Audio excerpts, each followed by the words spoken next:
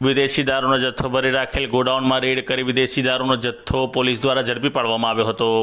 હરણી police સ્ટેશનની team તથા વડોદરા શહેર પ્રિવેન્શન ક્રાઇમ બ્રાન્ચ દ્વારા નિલેશ ઉર્ફે નીલુ સિંધીએ વિદેશી દારૂનો જથ્થો ભરી રાખેલ ગોડાઉનમાં રેડ કરી વિદેશી દારૂનો જથ્થો ઝડપી પાડવામાં આવ્યો હતો અને પોલીસ દ્વારા કાલુ ઉર્ફે કાલુ ટોપી ટેલવાણી તથા પ્રશાંત જાદવ, દીપારામ બેરડ અને રૂપારામ નૈણ અને કાયદાના સંઘર્ષમાં આવેલ બાળક જે છે તેઓને ઝડપી પાડી કાયદેસરની કાર્યવાહી હાથ ધરવામાં આવી હતી।